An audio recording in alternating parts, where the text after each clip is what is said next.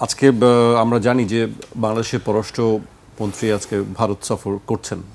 নতুন করে আবার ভারতের সঙ্গে সম্পর্ক উন্নয়নের চেষ্টার একটি তাগিদ আমরা দেখছি। আমরা গতকালকে একটি বক্তব্য দেখেছি প্রধানমন্ত্রীর পররাষ্ট্র উপদেষ্টা হুমায়ুন কবির। আমি সেই বক্তব্যের কিছু অংশ উল্লেখ করতে চাই।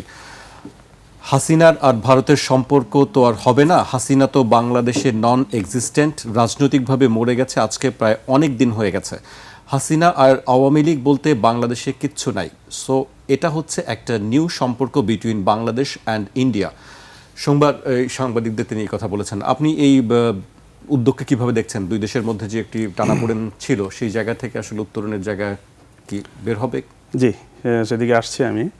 এর আগে আমি বলবো যে আসলে মুক্তিযুদ্ধের চেতনা কথা বলা হয়, যে এই বারবার একই কথায় ফিরে যাওয়া হয়। মুক্তিযুদ্ধের সময় আসলে আমাদের সংবিধানে তো থাকার কথা ছিল সাম্য, মানবিক মর্যাদা, ইনসাফের কথা, ন্যায় বিচারের কথা। এটা কিন্তু নাই। এগুলার কথা তুষার ভাইরা কিন্তু বলেন না।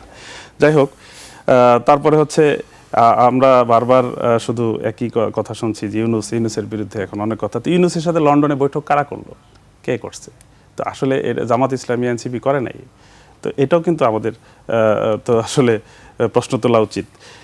তারপর হচ্ছে দলীয়করণের কথা বলা হচ্ছে, যে ইউনূসের সময় দলীয়করণ বা দেখে দেখে নিয়োগ দেওয়া হচ্ছে। এখন কি হচ্ছে আসলে আপনি দেখেন, সচিবালয় থেকে শুরু করে ডিসি, এসপি সব জায়গায় পদায়ন, সব কিছু দেখা হচ্ছে। দলীয়করণীতে ছাত্রদলের কে কোনটা, কে কোথায় ছিল, এইভাবে তো সব কিছু এখনও অব্যাহত আছে। তাহলে দলীয়করণ যেটা মানে আমি মনে করি যে যার বিরুদ্ধেই আসলে ইনসাফের কারণে, বেইনসাফির কারণেই তো আসলে এই জুলাই অভ্যুত্থান হয়েছে।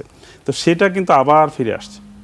এই ফিরে আসার মানেই হচ্ছে আবার জনগণের মধ্যে খুব তৈরি হচ্ছে, যে শঙ্কা তৈরি হচ্ছে, যারা আমরা রক্ত দিলাম কেন বারবার, ৭১-এ রক্ত দেওয়া হলো, তারপরে আবার এইগুলো যে হচ্ছে, এটার মূল কারণ কিন্তু আসলে এই জনগণ ইনসাফ পাচ্ছে না। যে ইনসাফের কারণে, ইনসাফের জন্যই এই যুদ্ধ সংগ্রাম, রক্ত, জেল জুলুম। তো ওই কথা মনে হইলেই তো আসলে অতীতের কথাই, যে আপনি যদি এখন বলেন যে মত প্রকাশের স্বাধীনতা, তেল নিয়ে কথা, এই বিবি কি সাউদা, গতকালের যে ঘটনা, ন্যাক্কারজনক ঘটনা, এটা কে করলো? এখন তো আর ফেসিবাদী সরকার নাই। এত রক্তের পরে, এত কিছুর পরে এই বিবি সাউদাকে ধরা হলো কি কারণে? কি করেছে সে? আপনি দেখেন এটা কি কারণে হয়েছে, কার নির্দেশে হয়েছে? আমি তো মনে করি যে এটাও সেই দিকে নিয়ে যাওয়ার একটা ষড়যন্ত্র কিনা, এটা বিএনপিকে ভেবে দেখতে হবে। আমি মনে করি যে এই যে সাউদাকে গ্রেপ্তার, এটা একটা ষড়যন্ত্রের অংশ। এবং এটা তো নিঃসন্দেহে আমাদেরকে সেই কথাই মনে করায় দেয় যে আমরা ফেসবুকে একটা লেখা লিখলে আমরা বাড়িতে থাকতে পারতাম না। তাহলে এটা আবার এই সময়ে এত রক্তপাতের পরে আবার বিবি সাউদাকে গ্রেপ্তার করতে হলো। তাহলে আমি বলবো যে তুষার ভাইরা যে কথাগুলো বলতেছেন, এই কথা তো বলেন না ওনারা।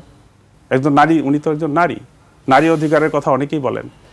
একজন নারীকে এইভাবে গ্রেপ্তার করতে পারে, এবং তার বাক প্রতিবন্ধী একটা শিশু 3 বছরের, তাকে রেখে।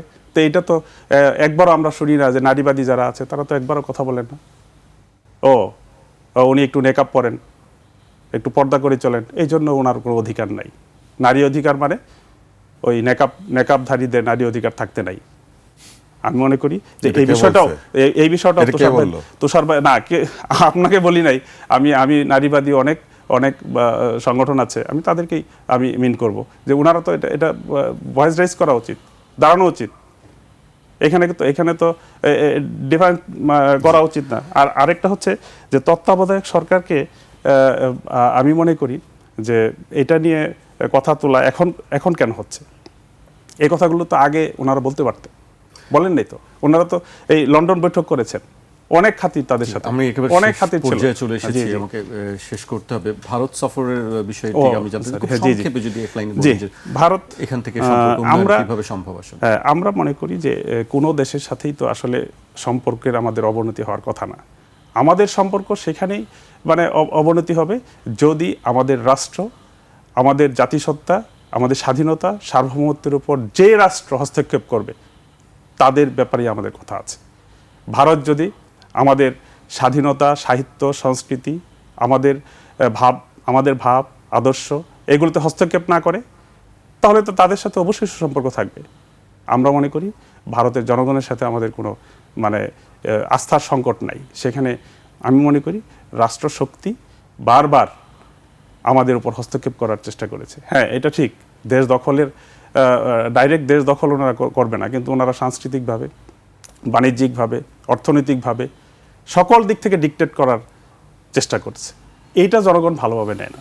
এটাই হলো মূল, আসলে আমি মনে করি সম্পর্কের ক্ষেত্রে অবনতি উন্নতির মাপকাঠি।